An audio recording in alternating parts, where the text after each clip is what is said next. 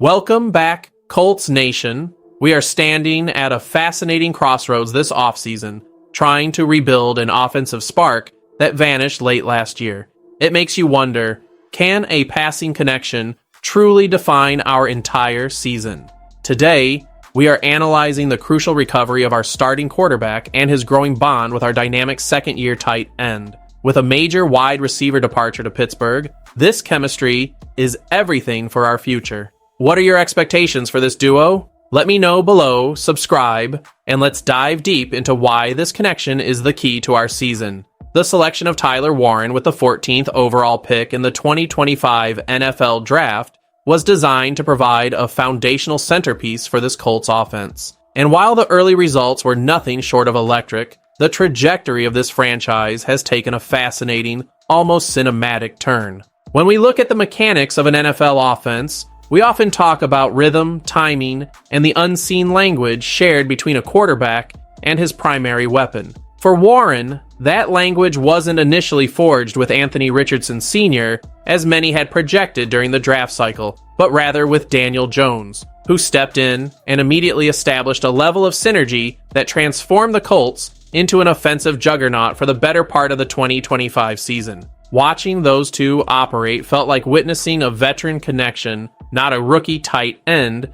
and a quarterback navigating a new system. It brings us to a fundamental question about identity. How much does the success of a modern NFL team depend on the intangible chemistry that develops organically between two specific players rather than the broader schematic approach of a coaching staff? The statistics tell a compelling story of what happened when that rhythm was broken.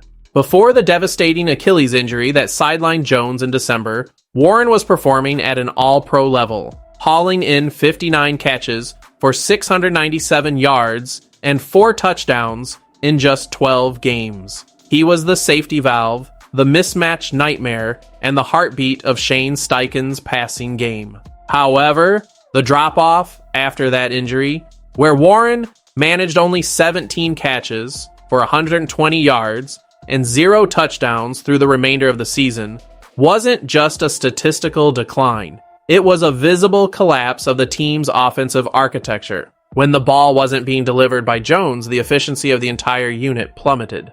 This highlights a sobering reality for the Colts organization. They built an offensive identity around the specific timing of these two individuals, and when one was removed from the equation, the entire structure faltered. It forces us to ask if the Colts' reliance on this specific pairing is a sign of a high-ceiling offense or a fragility that could be exploited by defensive coordinators who now have the tape to study exactly how to disrupt that connection. As we move toward the 2026 season, the narrative shifts toward recovery and evolution. Daniel Jones is currently undergoing the arduous process of rehabilitation, showing encouraging signs as he begins 7-on-7 drills, though the full contact reality of 11-on-11 sessions remains on the horizon for July. The caution being exercised by the coaching staff is entirely appropriate. You don't rush a quarterback back from an Achilles tear, especially when the entire offensive philosophy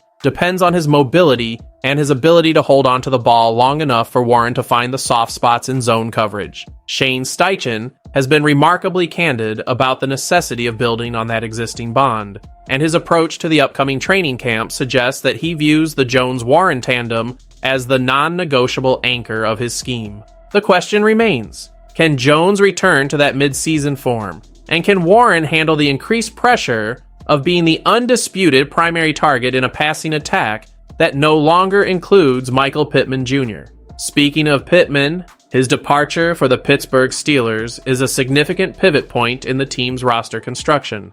The front office's decision to commit to Alec Pierce with a massive 4-year, $114 million extension signals that the organization believes they have the depth to move forward, but it also elevates Warren's role to a level few rookies have ever reached so early in their careers. If Warren is going to absorb a substantial share of those vacated targets, he isn't just a tight end anymore. He is effectively the secondary receiver in a high-octane offense. This evolution, which Steichen alluded to when discussing the need to find new ways to get the ball into Warren's hands, implies that we might see a more creative, perhaps even unconventional usage of the tight end position this coming year? Are we looking at a system that pivots away from traditional wide receiver heavy sets toward a dual threat approach where Warren serves as both a blocker and a primary pass catching threat on every down? This brings us to the maturity of the roster and the leadership dynamics within the locker room. Tyler Warren's own comments regarding his relationship with Jones are telling.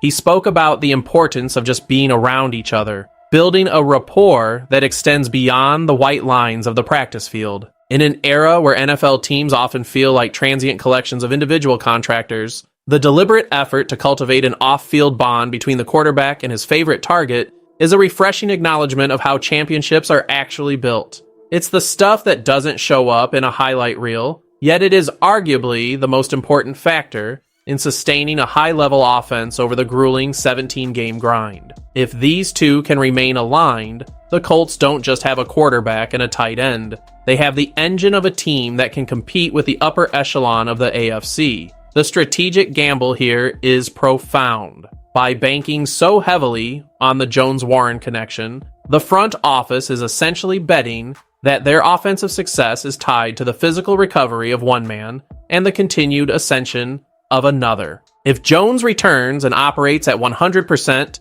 the Colts will likely be one of the most unpredictable and difficult teams to defend in the league. However, if there are lingering effects from the injury, or if defenses find a way to take Warren out of the game, the lack of other proven veteran targets becomes a glaring point of vulnerability. We have to consider whether the team has diversified its offensive portfolio enough to survive an injury-plagued campaign again. Is the strategy of relying on the connection a sound business plan for a Super Bowl contender, or is it a precarious house of cards? As I watch the footage of them working together in the spring sunshine, the polish is evident. The release is crisp, the routes are precise, and the timing is returning to the level we saw before the December collapse. But training camp in July is where the real evaluation begins. The speed of the game, the complexity of defensive looks, and the necessity of adjusting on the fly will determine if this partnership can transcend the limitations they faced last winter. If the Colts are to reclaim their status as a legitimate threat, the burden on Jones to distribute the ball and on Warren to create space will be immense.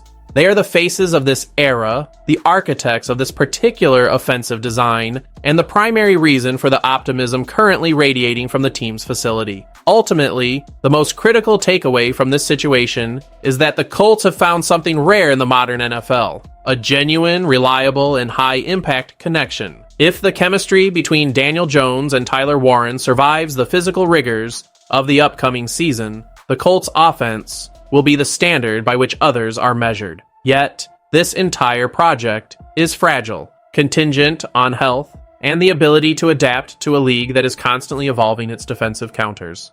We're looking at a pivotal season for this franchise, a season that will either validate the current front office's vision or force a total reevaluation of how they build an offense. The question isn't just whether they can play, but whether they can sustain that level of play when the games matter most. It's time for them to prove that the success of 2025 was the foundation, not the peak. If you enjoyed this deep dive into the Colts' offensive evolution and want to stay updated on how this story develops as we head toward training camp, please hit the like button, subscribe to the channel, and keep the notifications on so you don't miss our upcoming analysis on the shifting roster dynamics. Your engagement drives the quality of our content, and I look forward to dissecting every snap of this season with you. Stay tuned, because the path back to dominance starts now, and there is no room for error in a division that is only getting more competitive by the day. Thank you for listening, and we will talk more in the next video.